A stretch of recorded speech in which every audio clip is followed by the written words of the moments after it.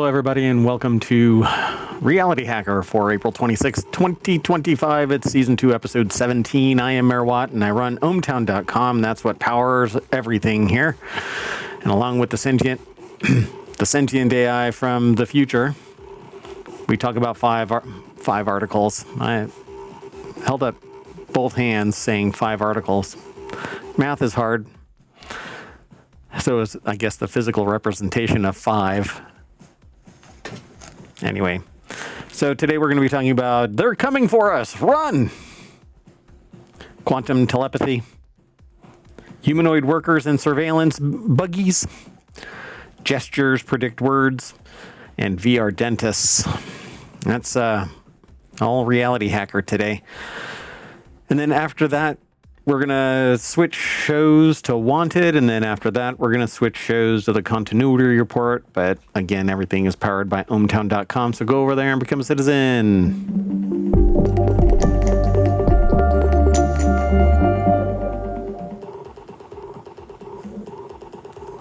Why is that so loud?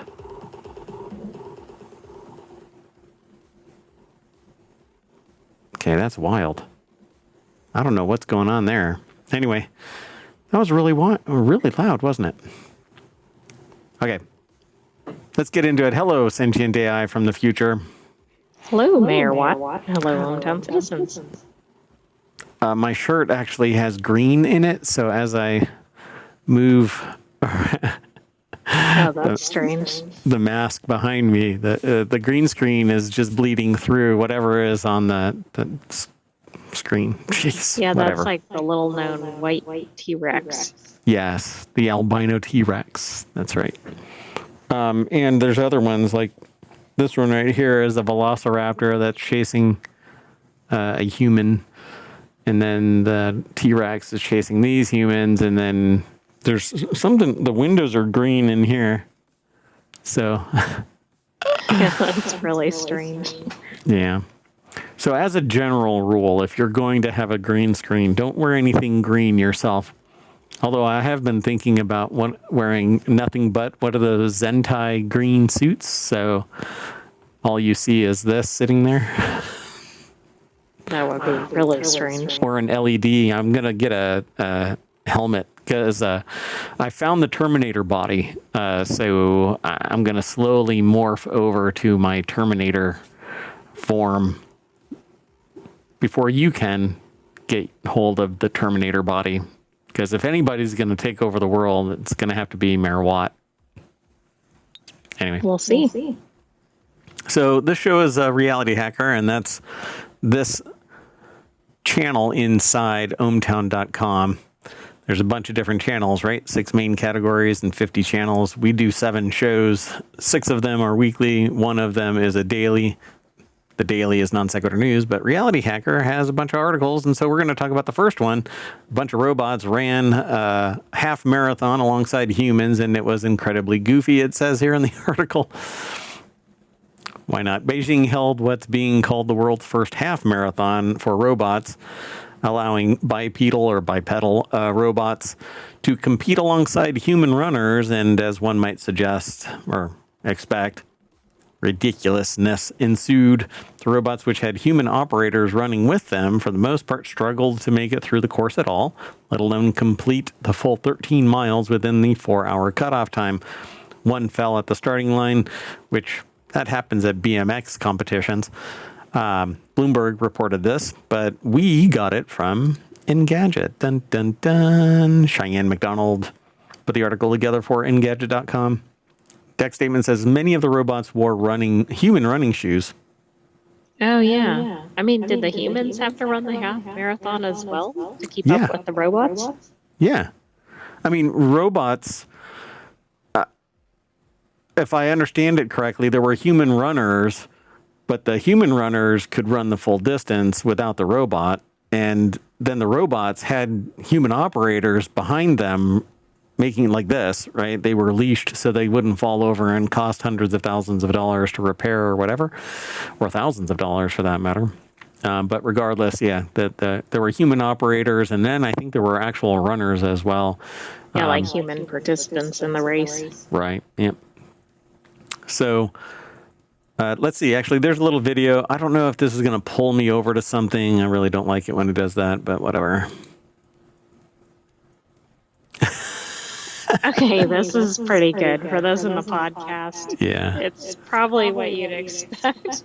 Like it looks like a regular running race, except there's a robot running with humans. Yeah, the first one looked like a kind of gangly grandpa running, and then 3 people behind it controlling it.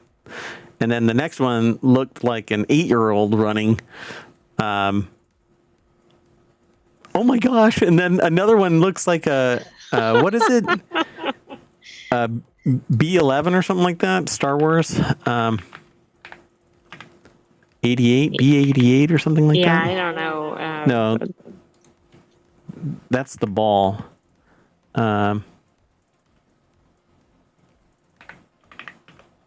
Is it B-11? No, that B-11 isn't it. The Which one one is that? from Mandalorian, I think. Yeah. What is his name? IG-11. That's right. IG-11. Okay. So one of them looked like IG-11. This one looks like he's going to fall back at any given moment. Come on, This son. is pretty interesting to watch.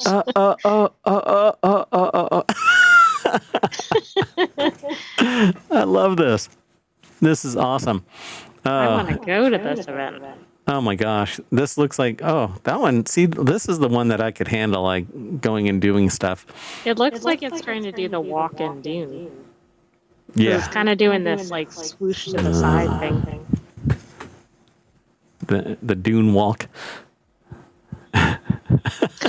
This one's pretty funny too. Its arms are just really stuck straight out and it's just walking. It looks like it's sticking its thumbs up. Hey, I can do this. Hey. Wow. Basically it looks like your standard fare bar crawl downtown. After a little too many, you're like, wow, it takes a village of robots. Look at this one. This one looks like it. So many robots. Oh, no. Some of them move really slowly. Some of them have lots of movements to move. Oh, my goodness. Oh, that There's one's a small cool. robot. Yeah. That one's like, it yeah, looks like what's it belongs up? at Disney or something. Yeah, exactly. Okay, that's just amazing. This is really entertaining. The best one was the one that whenever they stopped pushing him forward, he just wandered off towards. Yes. Exactly. Where's the bathroom? Okay, that one's weird because it's dressed in clothing. I don't know if you saw that one. Yeah, some of them are broaching Uncanny Valley. All right. Well, anyway, according to Bloomberg, 21 robots participated in the race, but the winner, it says ex-humanoids, 5'10" Tiangong Ultra, was one of only 4 to make it all the way to the end of the allotted time, and at 2 hours 40 minutes, its finishing time was more than double that of the winning human runners. So the human runners made it through, no problem, of course. So, along with the Ultra, which ran at around 5 miles per hour, the robot runners included Noetics Robotics N2, a Gundam-inspired robot, a female-looking bot called Huan Huan, and the 30-inch tall Little Giant robot made by local college students. Again, Bloomberg reports this. Many of them were wearing human running shoes, it says again. All right, that's just brilliant. Okay, we got to keep moving. I love this. This next article is over in Technology Today, which is a deeper dive, and it's going to be a show that's on tomorrow. But this, I guess, was submitted for today. Oh, and if you want today's articles, let me do this real quick. I always fail to do this at the beginning of the show. If you hit ! RH, then Omatron throws it into the chat over on Twitch, but it's already, all 3 of the shows are embedded in the description over on the YouTube. Dunk. So I hope you're hanging out. If you're in Twitch or on YouTube, then post a comment. If not, that's what most people do, are just kind of hanging out, listening to this, downloading the podcast. Podcast is up to date, over 2,100 episodes. Go check it all out. Oh, so Quantum telepathy goes real. How lasers and ions outsmarted logic. I have no idea what this is really about. Physicists have successfully played a mind-bending quantum game using a real-world quantum computer in which lasers shuffle around ions on a chip to explore the strange behavior of qubits. By creating a special knotted structure of entangled particles, the team demonstrated, and I think demonstrated is kind of the... Yeah, that's the key word, given what this is. It's hyphenated. It's hyphenated demon-strated on our site. That today's quantum machines can already outperform classical strategies in certain tasks. You doing okay? I am, but I'm a little glitchy today. Okay. Well, if you have to reset or find something else to do, that's fine. University of Colorado at Boulder put the article together. It's over at scitechdaily.com. By creating this special thing, it says this high-stakes game isn't just fun. It's proof of scalable, error-resistant quantum computing may be closer than we think. It says it was outperforming classical strategies in certain tasks and with surprising reliability. Which, look, if it's outperforming classical strategies in certain tasks, it better be reliable, because otherwise it's not outperforming classical strategies. Right, it's not even really underperforming because it's not in the same comparison. It's not performing. So that's the concept explored in a recent study published in the Physical Review Letters. A team of theoretical physicists from Colorado developed a new kind of quantum quote-unquote game designed to run on real quantum hardware, a type of computer that uses particles like atoms to perform complex calculations. So what are quantum computers good for? Absolutely nothing. Wonder if that's the next song, you know? That would be funny.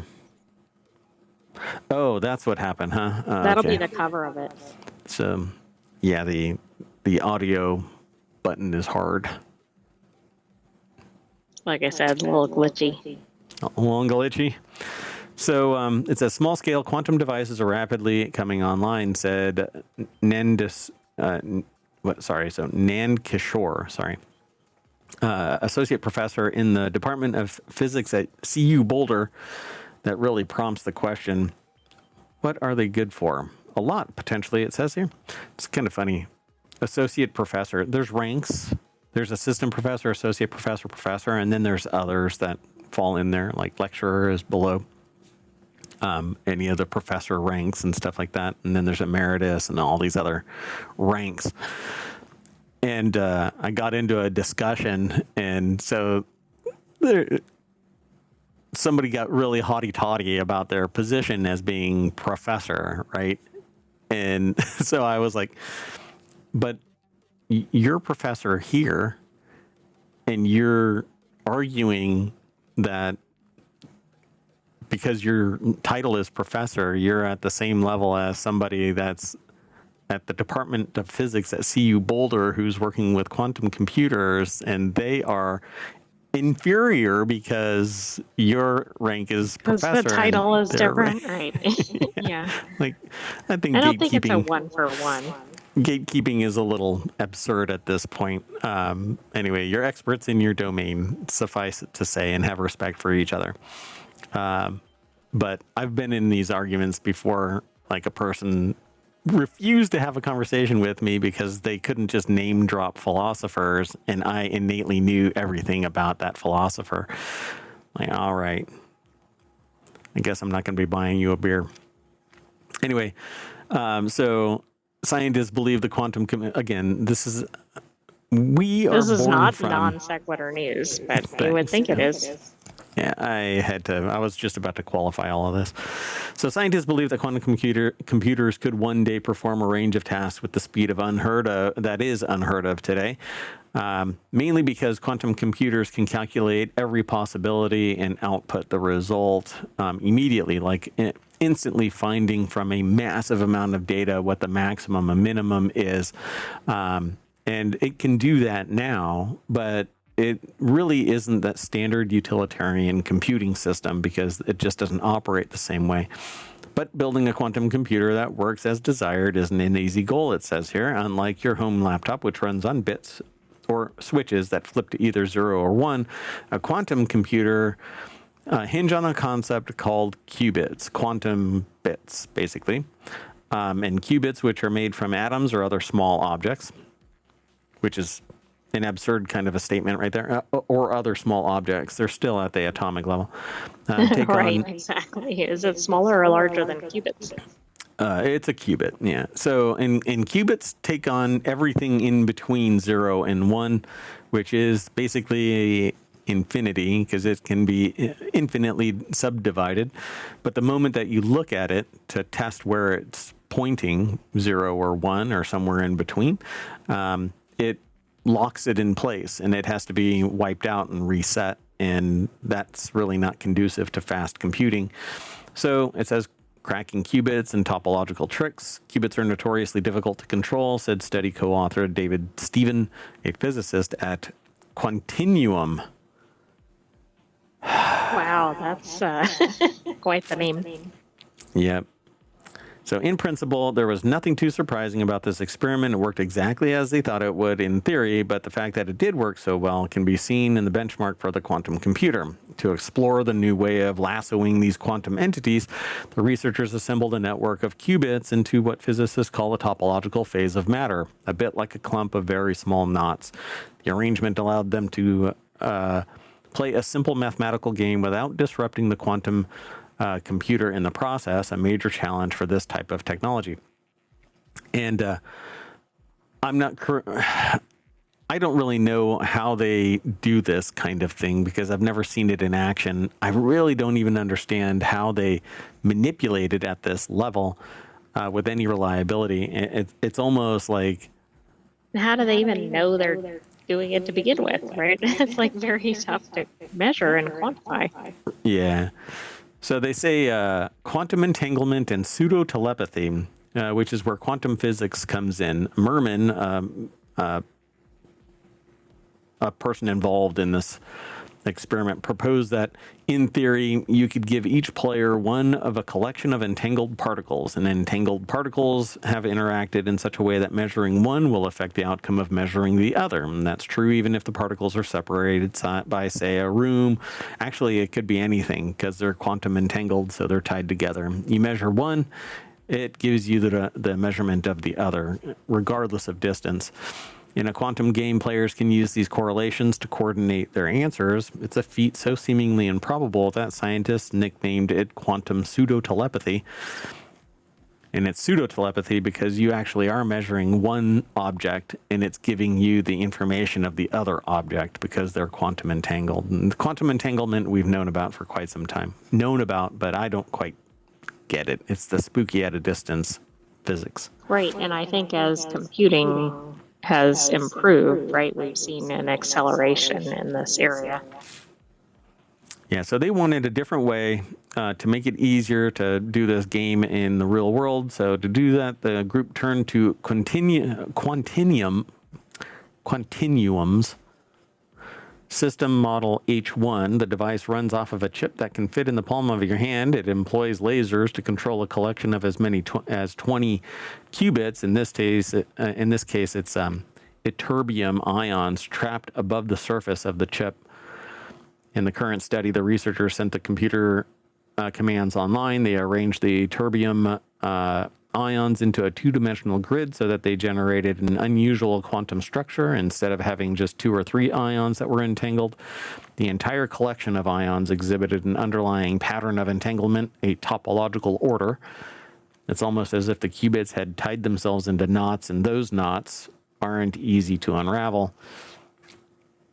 The study apparently is proof of the principle that there is something that quantum devices can already do that outperforms the best classical strategy or classical computing of zeros and ones, and in a way that's robust and scalable. They showed that they were able to achieve quantum pseudo-telepathy and win the game roughly 95% of the time or more, but I still don't know how they did it. No, I don't either, but I think it still very squarely fits in RealityHacker. Yeah. You know what else fits into RealityHacker? different article. So the next article is over in Technology Today. Humanoid workers and surveillance buggies embodied AI is reshaping daily life in China. Like in the marathons. Sort of, but this is taking people's jobs and watching the people who don't have jobs, apparently, on a misty Saturday afternoon in Shenzhen's Central Park. A gaggle of teenage girls are sheltering from the drizzle under a concrete canopy with their bags of crisps piled high in front of them. They crowd around a couple of smartphones to sing along to Mando Pop, which I don't know what that is. Mando Pop ballads. The sound of their Maybe laughter it's rings like out. the equivalent of K-pop, but Mandarin. Oh my gosh. It's almost like you are a sentient AI from the future, and I am just a bag of mostly water. Or I don't know what that what that comparison means. Or if you're into vampires, I'm referred to as a blood bag. How about that? No? Bag of mostly water if you're into Star Trek? How about just away from the bag? Just a sack of wet flour. That's me. So Amy Hawkins put the article together. It's over at theguardian.com. And so it says what I said before.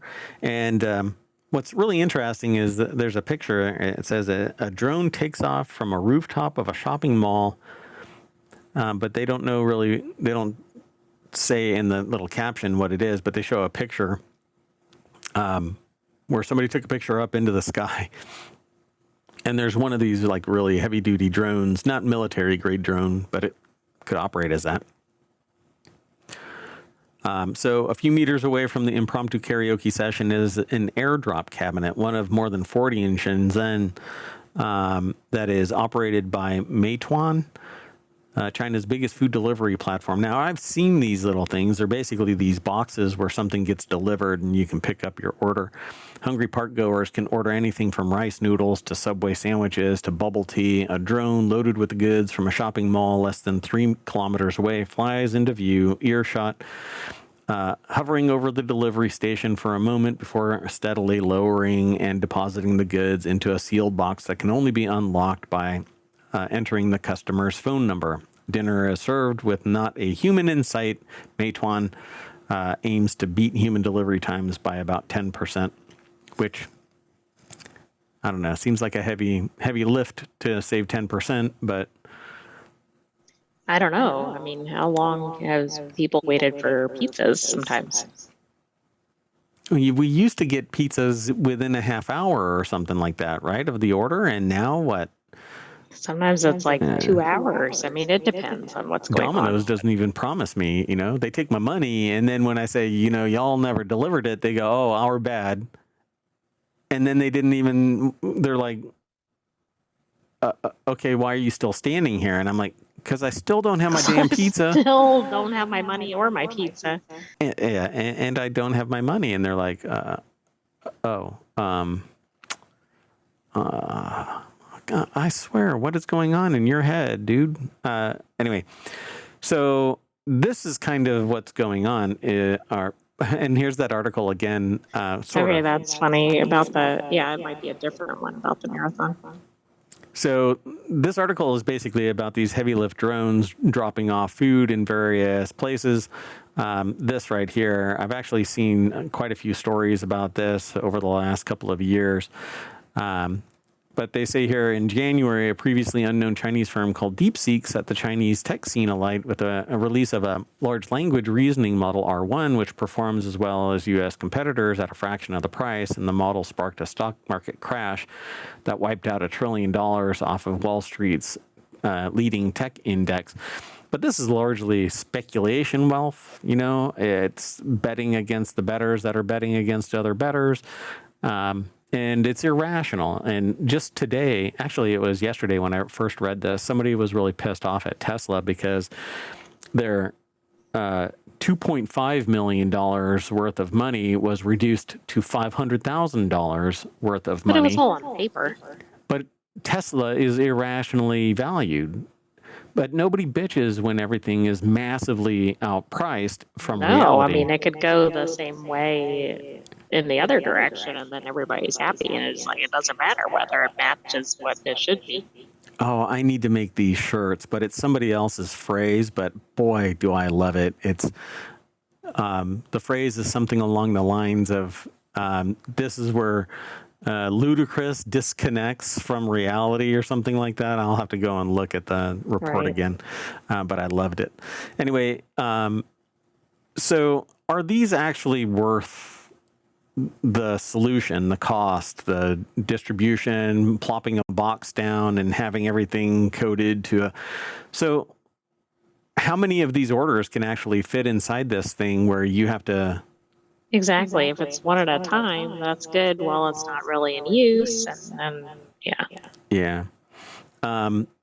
But they talk about quite a few things in this article, from robots running the marathon, which is our first article that we talked about, to DeepSeek AIs, to surveillance drones, to people taking jobs. This is actually a teleoperated robot where a person is controlling the hands and arms from this little contraption that's on their back, like a backpack teleoperation system. Right. I mean, just watch out for when, well, we've already gotten there, right? When the robots are trained humans. Yep, exactly. And I've seen other reports about how there are now surveillance bots that are walking around, and in one case, rolling around, monitoring the various populations. I think that that's only going to be happening more and more and more and more in the world.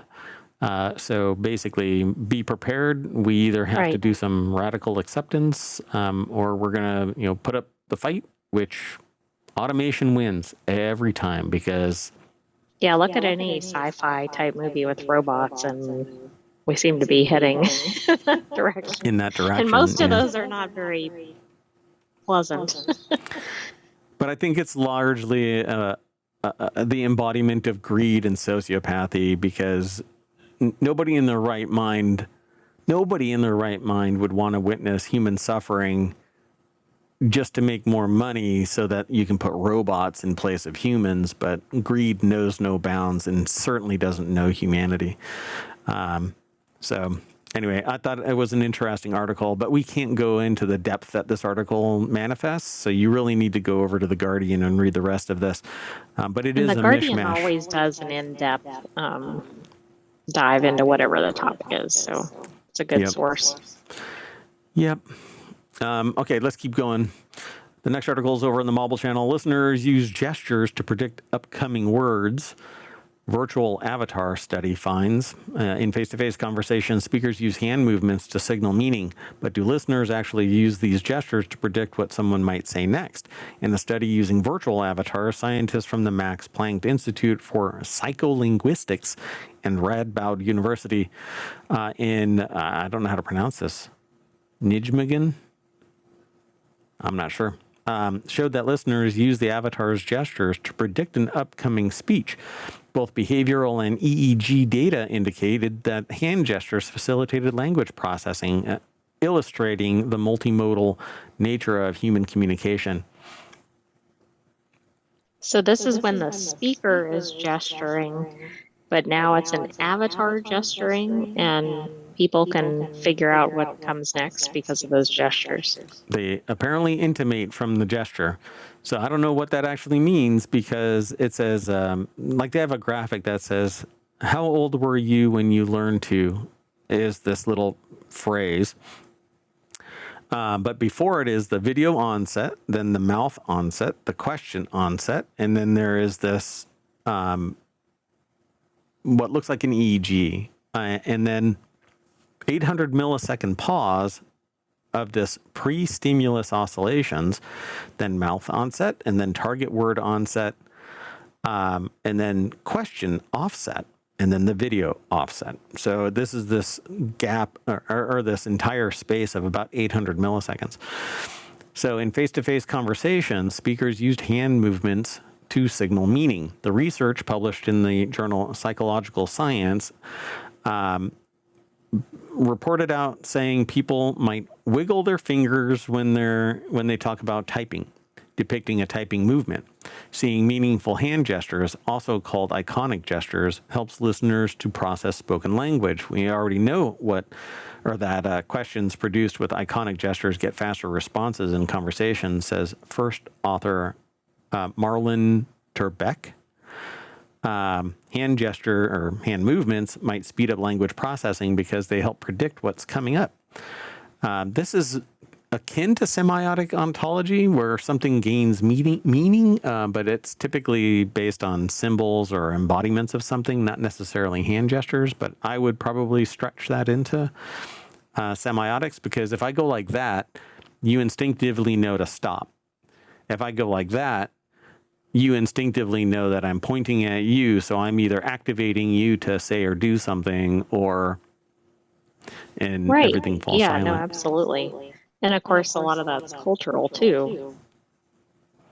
Yep. And some are universally understood. Do not demonstrate. Oh, I was just about to. I was fighting the urge to actually do that. But we're running really long, so I'll try and truncate this. In the first experiment, participants listened to questions asked by the avatar, such as "How old were you when you learned to type?" With a pause before the target word "type."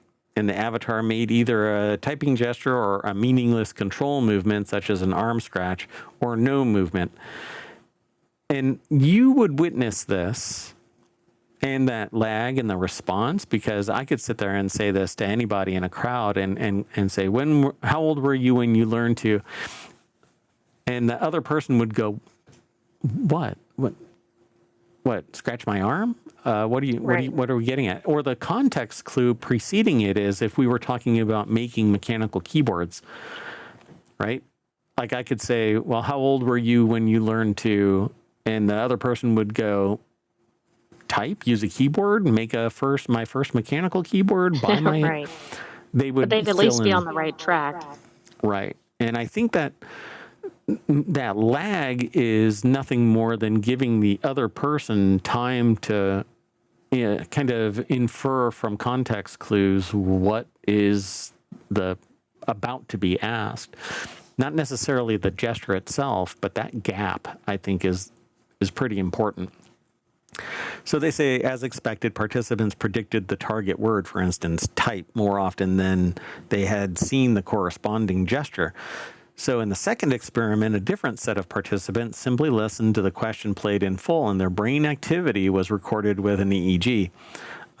During the silent pause before the target word, gestures affected brain waves that were typically associated with anticipation. That's exactly what I just got done saying. We are inferring from various context clues what that gap word is, and then we immediately fill it in. We need closure as human beings. So it says, after the target word, gestures affected brain responses that indicate how difficult it is to understand a word. A reduced N400 effect, which I'm not sure what that actually is. After seeing gestures, people found it easier to process the meaning of the upcoming word. So now we're training robots to use gestures like humans, right? So that humans can better understand the robots. Yeah, this is really several layers. Yeah, I can sit there and tell the robot, give them the bird. Instead I'm of doing not it sure myself. we should be teaching robots that, but I'm sure somebody out there is. But that's not the takeaway that I should have for this? Well, they're taking our... No, but that is one of the universal gestures that I was referencing. Right, yeah. Thumbs up. So we can say to the robot, give everybody the thumbs up, and then it hallucinates and gives them the bird. Yeah, that could really change the scenario. My bot's learning. Don't get upset. My bot's learning. But now they're taking our bot gestures. Always gives that gesture every time. It's so weird. IG-11 from Star Wars. Oh, right. Was it Andor? Which one had it where he smacks the guy and says, if you keep getting lippy, I'll do it again or something like that. But it's the robot just totally pops him in the head. I'm not sure. That sounds like it could have been Andor, but I don't know. I think it's IG-11. Huh. Anyway. Well, then that would have been probably Mandalorian. Yeah, maybe. Yeah, I don't know. So our last article is over in RealityHacker, virtual reality coming to a dentist's office near you. I had actually seen other articles about this throughout ohmTown. And when it was submitted, I was like, oh, okay, well, I'm not the only one that found this one kind of interesting. So I don't know about anyone that likes going to a dentist. I'm not one of those people that enjoys the dentist. But when I was younger, I had like a traumatic event. And so I've always had that like psychological baggage sitting there. But I've got really great dentists as an adult now, and I think everything is kind of cool. But I still, when you think about dentists, you're like, So it says few things are more uncomfortable than having someone else's hands in your mouth. Don't yuck anybody's yum. You never know. But outside of that, not only can the pain of certain procedures be unnerving, the drugs used to numb those pains can be just as uncomfortable. At one point, I witnessed somebody that was given a little blue pill to go in to have a procedure, and when they came out, they were basically putty. And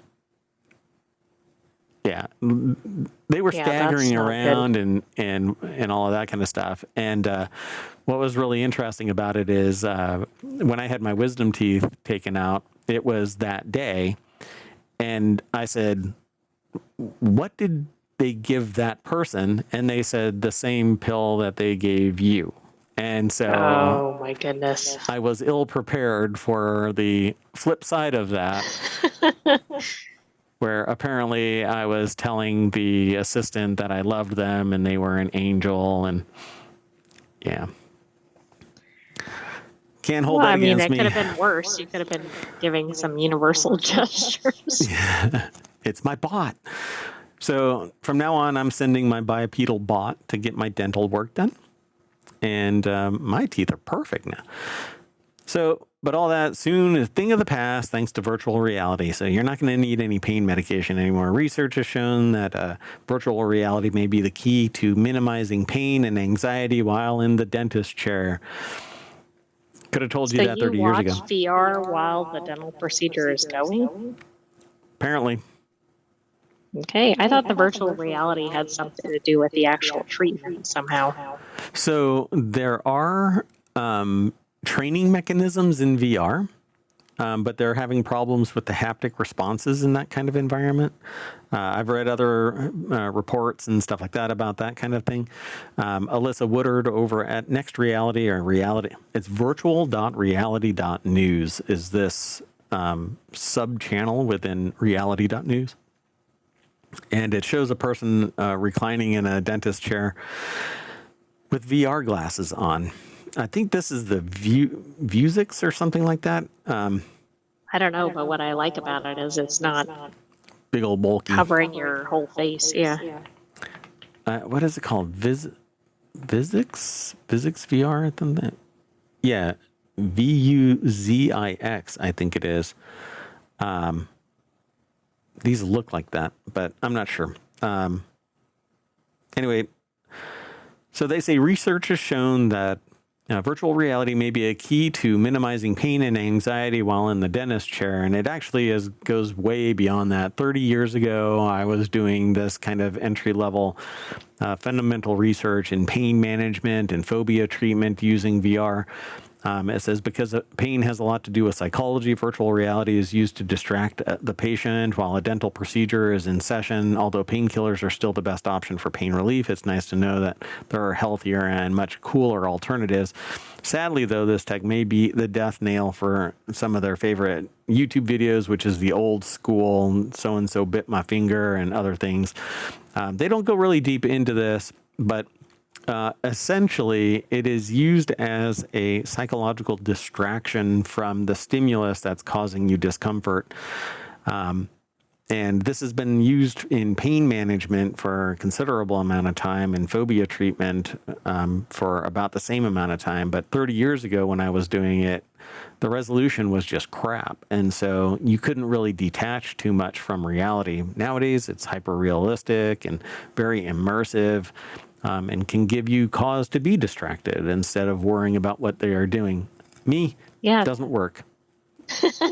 Yeah, you're going to break through it. But it seems like they could use this way beyond the dentist's office. But dentistry in particular seems like a good and easy application of it, right? Because they Yeah. don't need to be near your eyes, for example. And a lot of people do not like going to the dentist. Yeah. My real problem is the sound. And because the sounds actually are bone conductive, so if they're sitting there drilling or poking, prodding or whatever, that actually just radiates right into my ears, not from the outside, but the bone conduction like it's inside. vibration or whatever. Yeah, I mean, I was going to say maybe they should give you headphones and VR, but that wouldn't help with that issue. Yeah, crank it up. Maybe it can just overpower that stimulation. I'd rather just have a nerve blocker and knock me out entirely and do whatever you want.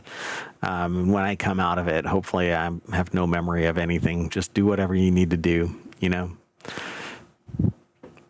There's a colonoscopy joke there too. But anyway, they just start on both ends and meet in the middle. Well, right, maybe they should give you VR and get you all your procedures done like for the whole year all at once. I did ask the doctor if he found a watch that I lost. I'll let you figure out which one I was talking about when I... I suppose that could be either. All right. So we're going to put our VR goggles on and go swimming. And that's going to bring us back to RealityHacker over at ohmtown.com, where basically every day articles are floated into the RealityHacker channel where we're going to hack reality and change it in some way to substitute our reality for, well, your reality. Who knows? Maybe it's for the better. But that's it. We're done for Reality Hacker today. I'm going to take the AI with me and we're going to reset and fire up the engines for Wanted, which is another show. We have 3 shows today.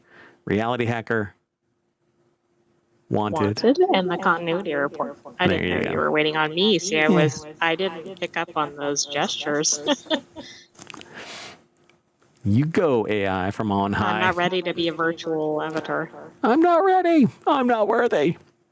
All right, that's it. We're out of here. You want to say bye? Bye-bye, Hometown citizens. Thanks for joining us for today's Reality Hacker. We'll have another episode of that next weekend, but stay tuned today and tomorrow, and then always watch the replay when we're not live. Not just bye, but bye-bye.